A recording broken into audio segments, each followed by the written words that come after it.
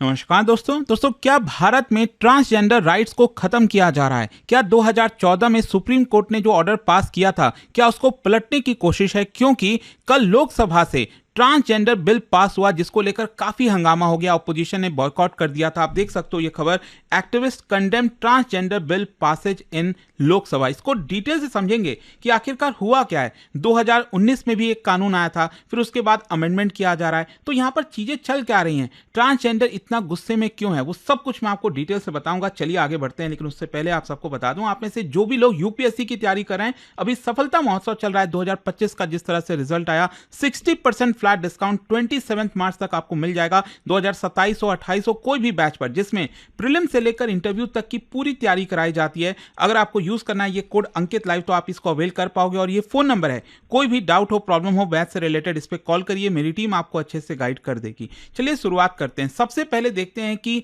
Transgender के जो rights हैं भारत में 2014 के पहले क्या सिचुएशन था, क्योंकि 2014 में सुप्रीम कोर्ट का एक जजमेंट आया था, लेकिन उस जजमेंट के पहले क्या सिचुएशन थी, पहले उसको देख लीजिए। क्या है कि कोई भी क्लियर लीगल रिकॉग्निशन नहीं था ट्रांसजेंडर पर्सन को, कि भारत में क्या उनको कोई अधिकार है, नहीं है।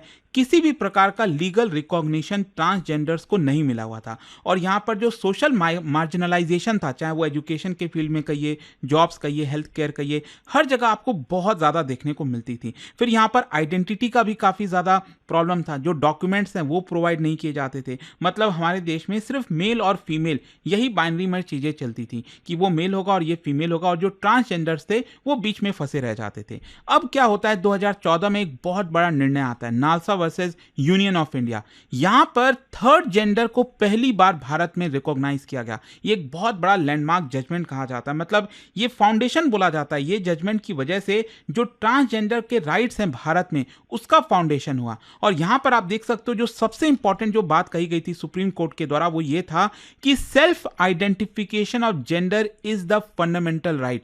मतलब कोई भी पर्सन जो जन्म ले रहा है भारत में, तो अगर वो अपने आप को पुरुष कह रहा है, महिला कह रहा है, वो एक तो है ही है, मेल और फीमेल तो है। लेकिन अगर कोई कहता है कि नहीं, मैं LGBTQ कम्युनिटी से बिलोंग करता हूं, मैं पर्टिकुलर स्पेसिफिक जेंडर को एज ए आइडेंटिफाई करता हूं अपने आप को, तो वो उसका फंडामेंटल राइट होगा, वो उससे कोई छीन नहीं सकता। और ये जो राइट है, अगर आप देखोगे आर्टिकल 14, 19, 21, इन सब के अंदर लाया गया था। मतलब सुप्रीम कोर्ट ने कहा कि ट्रांसजेंडर के पास राइट होगा, जो थर्ड जेंडर है उसको भी हम रिकॉग्नाइज करते हैं। और देखो क्या होता है ना, सुप्रीम कोर्ट ने तो जेंडर ये जो जजमेंट है वो पास कर दिया, लेकिन इंपॉर्टेंट ये हो जाता है कि क्या हमारे देश में उनसे रिलेटेड कोई कानून है कि नहीं।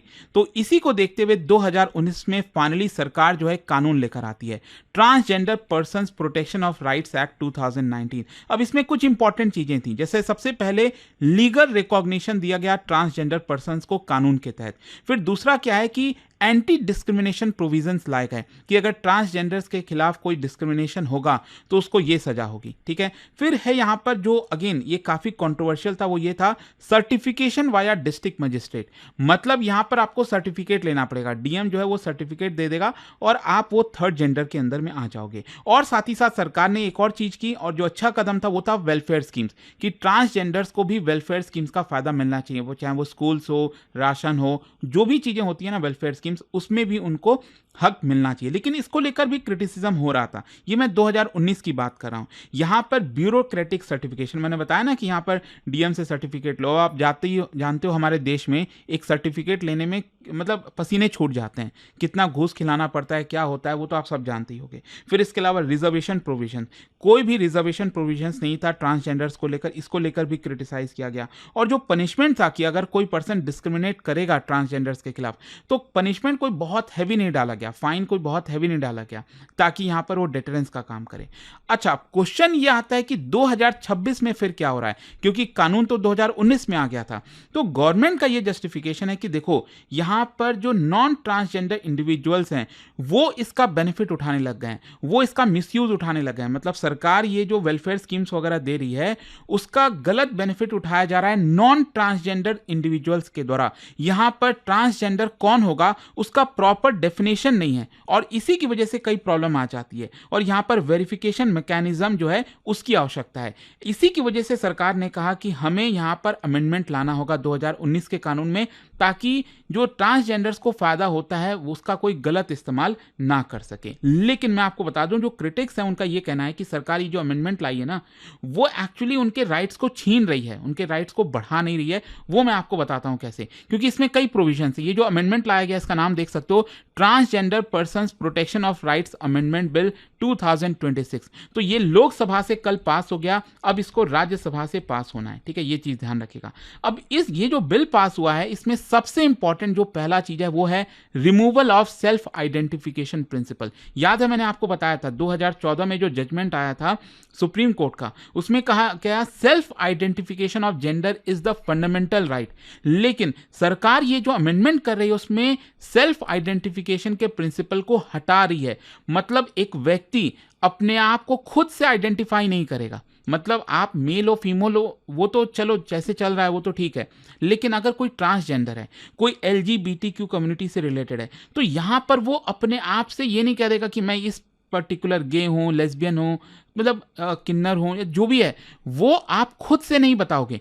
उसके लिए आपको क्या करना पड़ेगा, सरकार से इजाजत लेनी पड़ेगी। आई होप ये समझ में आ रहा है। मतलब अब सेल्फ आइडेंटिफिकेशन सफिशिएंट नहीं है। पहले क्या होता था, सेल्फ आइडेंटिफाई आप कर देते थे, आप खुद से कहते थे कि मैं ये हूं, उसके हिसाब से आपको DM से सर्टिफिकेट मिल जाता था। और ये मैं जब आपको बताया ना, ये डायरेक्टली कॉन्ट्रडिक्ट करता है 2014 के जजमेंट से।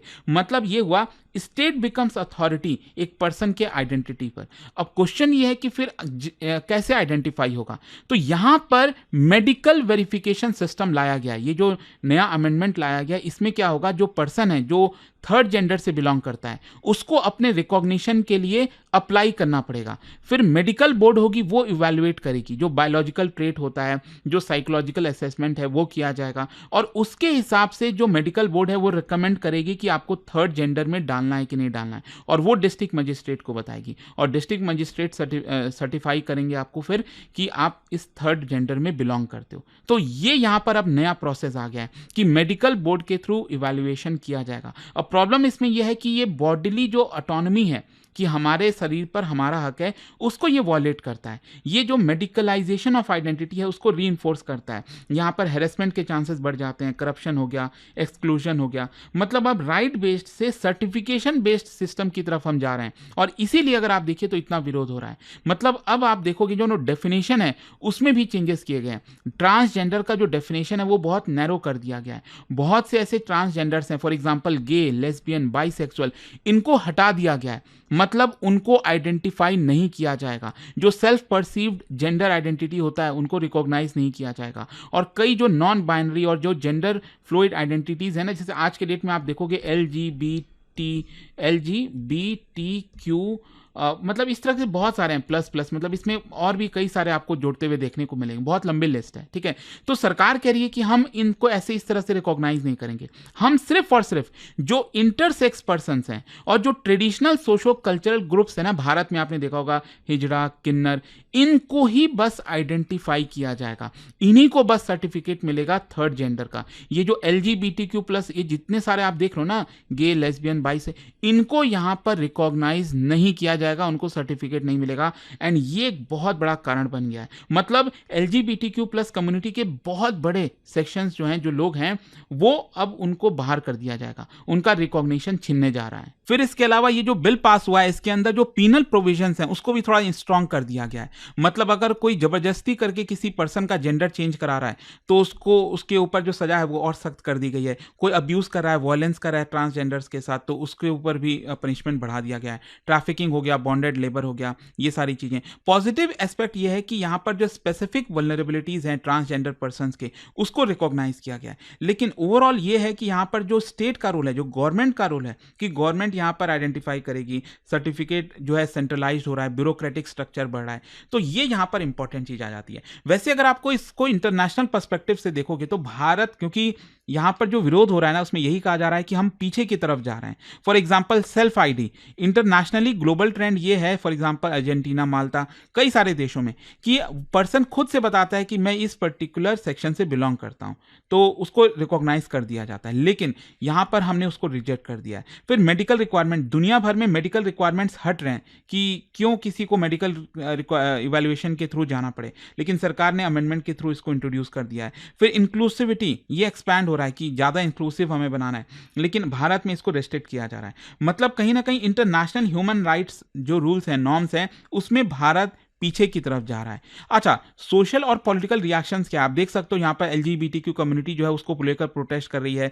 ये कह रही है कि जो बिल पास हुआ है लोकसभा से, इसको विड्रॉ करना चाहिए। यहाँ पर इनफैक्ट आप देख सकते हो उनका कहना है कि ये एग्जिस्टेंशियल थ्रेट है हमारे लिए, मतलब हमारा तो वजूद ही सरकार यहां पर छीनने की कोशिश कर रही है। इनफैक्ट मैं आपको बता दूं, सुप्रीम कोर्ट द्वारा अपॉइंटेड एक पैनल है, उन्होंने भी सरकार से कहा है कि आप इस बिल को विड्रॉ करो, ये सही नहीं होगा। और यहां पर पॉलिटिकल रिएक्शंस भी आ रहे हैं। जो पॉलिटिकल पार्टीज हैं, जैसे कांग्रेस पार्टी हो गई, उन्होंने तो यहां पर बॉयकॉट कर दिया था। जब वोटिंग हो रही थी तो वहां से वॉकआउट कर गए थे। उनका कहना है कि रिग्रेसिव है, अनकॉन्स्टिट्यूशनल है। उनका आरोप यह है कि जो स्टेक होल्डर कंसल्टेशन है उसको इग्नोर कर रही है सरकार को सबसे बातचीत करके ये बिल लाना चाहिए। इनफैक्ट आप देख सकते हो राहुल गांधी जी का प्रॉपर ट्वीट आया इसको लेकर, उन्होंने बीजेपी गवर्नमेंट को क्रिटिसाइज किया है कि वो ट्रांसजेंडर पर्सन जो बिल लेकर आई है, ये हमारे संविधान के राइट्स और आइडेंटिटी को लेकर पर अटैक कर रही है, ट्रांसजेंडर लोगों पर अटैक कर रही है। बीजेपी गवर्नमेंट जो है वो कंसल्ट नहीं कर रही है ट्रांस कम्युनिटी से, और बिल जो है वो इसकी वजह से और ज्यादा स्टिग्मेटाइज हो जाएंगे वो लोग। और साथ ही साथ कांग्रेस पार्टी अनइक्वली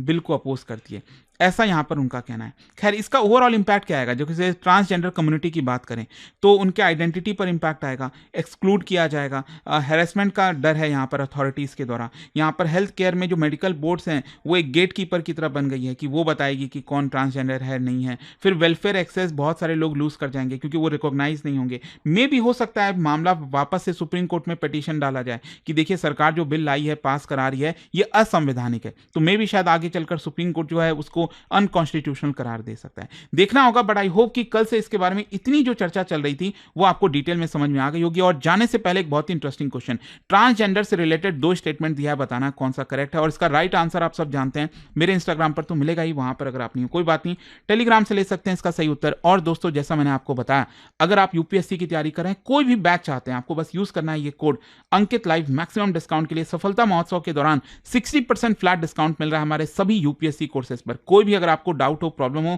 बैच से रिलेटेड, इस पे कॉल करिए, मेरी टीम आपको अच्छे से गाइड कर देगी। स्टडी IQ IAS, आपका सिलेक्शन हमारा मिशन।